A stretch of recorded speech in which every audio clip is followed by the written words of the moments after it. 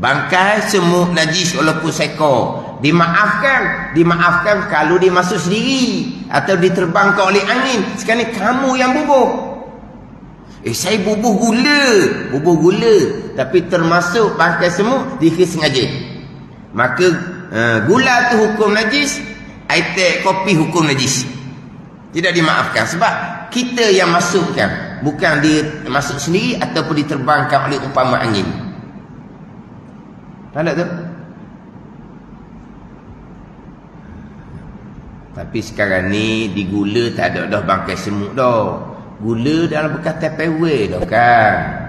Tutup rapat dah. Tak ada masuk dah semut dalam Tupperware dah. Kan Tupperware kan? Tutup rapat. Mahal kan? Ke mana? Adapun kalau semut tu hidup, kita bubuh ke dalam gula, ke dalam teh kopi, semut hidup suci. Tapi dia jadi bangkai selepas jatuh ke dalam gula yang panas, air teh, air kopi yang panas. Dia jadi bangkai kemudian. Yang berarti yang kita bubuh ada semut yang hidup, yang suci. Maka tidak menajiskan kuah gula, teh, kopi tidak jadi najis. Sebab kita bukan bubuh bangkai. Tapi bila dia kena gula panas, dia kena air teh, kopi panas, bangkailah semut tu nanti. Tu bangkai di dalam. Tapi bukan kita bubuh bangkai. Kita bubuh semut yang hidup. Maka tidak menajiskan kuah gula, air teh, kopi. Tapi bangkai yang najis tu kena keluar lah. Di sekarang ni kita buang habis dah semut ni, semut hidup. Tapi benda banyak. Kita buang. Masa kita bubuh tu, masuk seekor hidup. Tak kuat hidup. Tapi dia akan jadi bangkai selepas jatuh ke dalam gula yang panas, air teh, kopi yang panas. Tapi bukan kita buang bangkai. Maka tu tidak menajiskan. Kuah gula, air teh, kopi tak ada najis. Buang je lah bangkai tu. Jangan makan bangkai tu, punya haram. Ada ni. Jangan kita yang bubuh semut yang sudah bangkai yang hukumnya najis, kita yang bubuh. Dikira dengan sengaja. Sebenarnya kita sengaja bergula, tak sengaja termasuk bangkai semut. Dikira sengaja. Sebab itu perbuatan kita sendiri. Faham tak? Dia gula kita datangkan ke atas ni, kuah gula je. Kalau air teh, kopi, gula tu didatangkan kemudian, itu orang hak jenis nyakit kecil mani, dibagi minum air mani. Orang bubuh buat air ke dia, tak cukup dia kata. Apa ambil gula kemudian. Tapi kalau bergula asal, orang bergula dulu dalam bekas kosong. Ke mana? Orang bergula bekas kosong. Kan ada buat air dulu bergula. Wahai dia gula, itu gula tambahan bagi orang nyakit kecil mani, hak kuih mani-maninya. Kalau orang buat air biasa, dia akan bubuh gula dulu dalam bekas kosong. Kalau dalam gula tu ada bangkai semut, didatangkan air ke atas gula tu, itu bukan kita datangkan bangkai najis ke dalam air. Air yang datang ke atas bangkai najis, tidak akan jadi najis air tu. Dia kalau betul-betul lah gula serta bangkai didatangkan ke dalam kuah gula. Kuah gula kan, kau gula dulu sebelum masak. Gula kemudian lah. Kau macam orang masak buat gula. Dia gula kemudian. Jangan ada bangkai semut dan gula. Ada pun buat air teh, buat air kopi. Orang bubuh gula dulu dalam bekas kosong. Kemudian bubuh air kemudian. Tiba-tiba dalam gula tu ada bangkai semut. Kita bukan bubuh bangkai semut ke dalam air teh, air kopi, tapi kita datangkan air ke atas bangkai semut. Maka bangkai semut yang didatangkan oleh air sedikit tadi, air tu tak ada najis.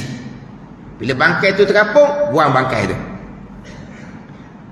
Ada. Nanti awak ni bicara bab menyucikan najis ni. Berbeza antara air datang ke atas bangkai semut dalam gula, dengan air sudah ternanti, gula berserta dengan bangkai semut kita yang bubuh, berbeza. Nanti kita akan bicara bab kaifiah menyucikan najis. Sangat berbeza antara najis datang ke atas air yang datang ke atas najis dengan najis yang datang ke atas air sedikit. Tadilah najis datang ke atas air sedikit, umpama najis darah di baju kita, kita ambil air satu cetong, buh tepi kolah, kita ambil pakaian yang ada darah sedikit ni, kita datangkan ke atas air. Maka air satu cetong tu dihukumkan najis, sebab najis datang. Berbeza dengan air datang. Contoh, seluar kita yakin kena air kencing. Seluar kita yakin kena air kencing. Air kencing sudah kering, sudah tidak ada, dia punya jirim dia sudah tidak ada. Jirim air kencing sudah tidak ada, sebab air kencing sudah kering. Jirim air kencing sudah tidak ada sebab sudah kering. Bubuh dalam berdi yang kosong. Kemudian buka air pahit. Air datang ke atas najis yang diyakini air kencing di seluar. Maka air yang bertakur dalam berdi ni air sedikit, tak akan jadi najis air itu. Sebab apa? Sebab air datang ke atas najis. Berbeza dengan penuhkan air satu berdi, tak sampai 2 kolah, sedikit satu berdi ni. Dia pun ambil seluar yang diyakini kena kencing, yakin ni. Kalau syak-syak tak ukur najis, hak yakin kena kencing. Kita pun datangkan seluar kita yang yakin ada kencing ke dalam air yang sedikit satu berdi, air itu automatik dihukumkan najis walaupun tidak berubah, sebab najis datang ke atas air yang sedikit. Air itu dia panggil maurud, yang didatangi oleh najis. Adapun letak seluar yang yakin najis ke dalam berdi yang kosong, kita pun datangkan air ke atasnya. Wurudul ma'il qalil, air itu warid, air yang datang. Maka air satu berdi itu tak akan dihukumkan najis walaupun air itu berada di tempat yang sama. Bila bertakun berada di tempat yang sama kan, tak ada isu di situ. Kita pun kicau. Kicau apa ya? Gahar. Kicau lah dah.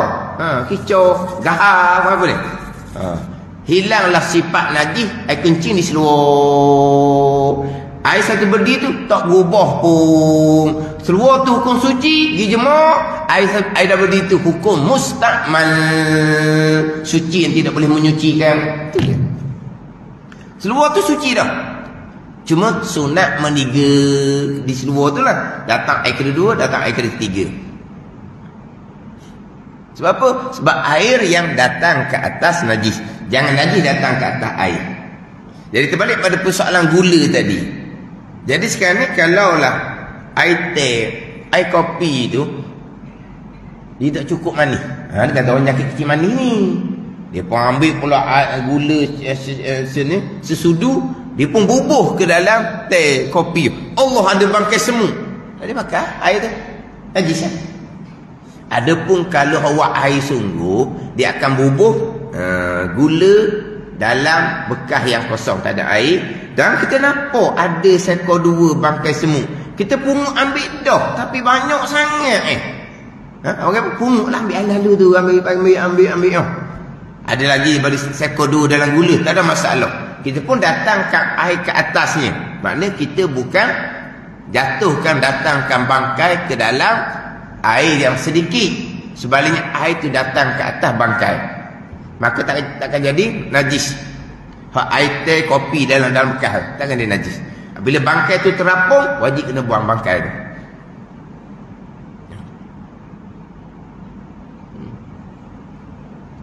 Hak ni hak bak air. Hak nak kena jaganya bak gula. Sebab memang gula dibubuh kemudian. Kalau termasuk semut yang hidup, tak ada masalah. Dia dibangkai sebab kena gula yang panas, buang bangkai tu. Tapi kalaulah dalam gula tu tiba-tiba kita bubuh dah baru nampak, dia tengah nak masuk, baru nampak Allah ada bangkai semut. Maka walaupun gula tu 1 kawah sekalipun, 2 kolah sekalipun gula tu, Ada kawah sampai ke 2 kolom. Letak je lah buat cerita. Maka gula walaupun satu kawah, walaupun kawah tu besar, 2 kolom kalau ikut air mutlak. Hak gula dan kawah tu tak boleh nak pakai dah. Najis. Sebab kita yang bubuh bangkai semut ke dalam kuah gula. Apa ni? Lepas tu macam nak buat? Kita buang bangkai semut, kita nak orang lain makan, senyap-senyap tak tahu. Najis tak boleh. Tak boleh. Hak najis dia makan orang senyap-senyap, dosa lah kita. Orang hak makan tak sedar, dia tak berdosa. Orang hak beri tu berdosa. Dan najis. Hak tadi, hak tak najis. Cuma kita tak gamuk nak makan. Boleh beri kat orang. Hak ni najis. Orang tak tahu kita makan benda najis pada orang lain. Orang hak termakan najis, hak kita beri yang dia tak sedar, dia tak berdosa. Hak tukang beri tu berdosa. Hak tu macam mana ni? Gula satu kawah ni. Jumhur pandangan mazhab, termasuk mazhab Maliki, Hanafi, bukan mazhab Hambali, bangkai binatang halus dihukumkan suci, tidak dihukumkan najis. Itu je. Termasuk pandangan Imam Istakhri, Imam Ar-Ruyani. Jaga pandangan Imam Qaffal. Termasuk pandangan Imam Qaffal, ulama fiqh dalam mazhab Syafi'i. Bangkai binatang halus, umpama semut, umpama nyamuk, tidak dihukumkan najis. Tapi bangkai tak boleh makan. Bangkai semut tak boleh makan, bangkai nyamuk tak boleh makan. Tetapi kebanyakan mazhab bangkai binatang halus, darah pun tidak ada semut ni, nyamuk tak ada darah pun, tidak dihukumkan najis. Kita mazhab Syafi'i pandang muktamad, bangkai najis sekaliannya melainkan bangkai manusia, ikan dan belalang saja. Jadi kalau dah terkena seumpama tu, kita dah katalah gula sekawah, kita kata air teh kopi kita pun tak pedah. Allah, tak cukup manis, dibuh gula tambahan, termasuk bangkai semut.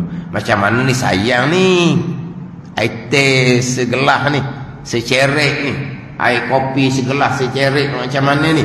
Apakah pandangan Imam Qaffal contohnya, ulama fiqh dalam mazhab Syafi'i. Mazhab Hanafi, Maliki, Hambali, bangkai binatang halus tidak dihukumkan najis. Tapi bangkai tak boleh makan, cuma tak ukur najis. Dia tak ukur najis, dia tidak akan menajiskan kuah gula, dia tidak akan menajiskan air teh, air kopi kita. Boleh nak pakai tu. Sebab kalau kita kata bukan kata gula sekawah, air teh kopi secerek pun kita sayang dah.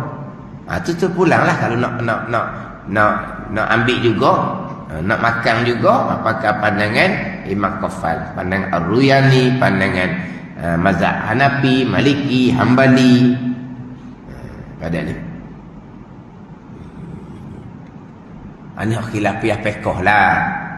Kalau tak ada keras sangat, pandangan muktamad mazhab Syafi'i. Cerita pandangan muktamad mazhab Syafi'i dahulu, bangkai walaupun seekor semut yang halus, hukumnya najis. Tiba-tiba kita yang berbangkai tu dalam kuah gula, bukan dia masuk sendiri, bukan diterbangkan oleh angin, kita yang masuk sendiri bangkai semut ke dalam air teh, air kopi. Najis kita yang berbangkai ke dalam. Ini cerita pandangan muktamad mazhab Syafi'i. Tapi kita kena standby lah. Nanti kan terketok-ketok nak bubuh gula ke dalam kuah gula, nanti kan ada semut, bangkai semut kan. kena bikin mata dulu lah. Warna tu nak masak macam mata. Tadi tak pakai mata pun, nak tengok dalam gula tu ada tak pakai semut. Mak Haji ambil cuma mata, nak tengok ada dah bubuh. Takut nak bubuh gula ke dalam kuah gula. Nanti ada pakai semut kan, ambil cumi mata pun. Cumi mata pun termasuk juga. Najis juga sebab kita yang bubuh. Ada ni. Tu bab fiqh lah. Cuma sebelum kita cerita pandangan yang lain, kena cerita pandangan hak muktamad mazhab Syafi'i terlebih dahulu. Walaupun semut seekor sekalipun, walaupun nyamuk seekor sekalipun, bangkai najis. melainkan manusia, ikan dan belalang. Macam mana kita belajar? Ini belajar pekoh, belajar berkitab. Tak ada ruginya belajar. Walaupun kita rasa kita pandai dah, hebat dah, handalan dah, siapa-siapa pun sama je. Pandai macam mana pun, belajar sahaja, jumpalah banyak benda yang kita tak tahu. Hak belajar molek dah ni. Kalau hak belajar sekolah je, tu dak bilangan tu. Tu dak bilangan. Kita belajar dah fardu ain sekolah rendah. Fardu ain sekolah rendah, fardu ain ABC. Tapi betul fardu ain. Betul fardu ain. Tapi kodar permulaan ABC barunya. Tak lengkap. Banyak lagi fardu ain tak lengkap. Tapi kalau kita belajar ilmu fardu ain sekolah rendah, ilmu fardu ain kedok. Ilmu fardu ain lah. Ngapa bab rukun iman, ngapa bab rukun Islam, ngapa bab rukun semayang, ngapa bab rukun wudu. Memanglah fardu ain. Tapi perincian rukun tu, itu yang melengkapkan fardu ain. Ngapa? Itu permulaan ABC. Kalau kata sekolah rendah tak belajar ke fardu ain? Belajar. Tapi pengkat permulaan. Bukan kata nak habis, pertengahan pun tak sampai. Kalau orang kata kan, dah sekolah tak belajar fardu ain, belajar. Kenapa tak belajarnya? Tahu kan ngapa rukun sembahyang bukan fardu ain? Memang fardu ain. Tapi peringkat permulaan sangat-sangat. Sampai peringkat pertengahan. Pertengahan pun tak sampai. Pertengahan pun tak sampai. Perincian-perincian tu lah. Kita ngapa rukun iman 6 perkara. Ngapa? Perincian dia. Perincian satu-satu rukun tu. Tak ada waktunya. Hak tu nak melengkapkan fardu ain. Sebab ada orang ni, dia tak kenal fardu ain, lepas tu dia merasakan dia belajar dah. Belajar dah fardu ain di sekolah dah. Betul, belajar dah. Tapi di permulaan sahaja. Hak belajar, hak agak lama sikit pun belajar, banyak benda yang tak tahu. Itu orang suka belajar. Sebab suka kepada ilmu, suka kepada tahu. Ada orang dia suka kepada tak tahu, dia perasan dia tahu. Tahu banyak mana pun apa salahnya kita tahu lagi. Kalau tahu sungguh lah. Kalau tahu sungguh, banyak dah tahu, tambah lagi, rugi ke? Banyak dah tahu pun tambah lagi, tak ada ruginya. Yang sebenarnya bukan banyak dah tahu, tahu sikit sangat je. Ini kita belajar secara berkitab. Kita bicara satu-satu pembicaraan. Bicara bab najis, bicara bab najis dimaafkan. Boleh nak pergi kepada bermula kaifiah cara membasuh najis. Jika ada ia aini, hendak dihilangkan ainnya dahulu. Najis aini macam mana kita nak menyucikan dia? Dia hukmi macam mana kita nak menyucikan dia? Wallahu a'lam.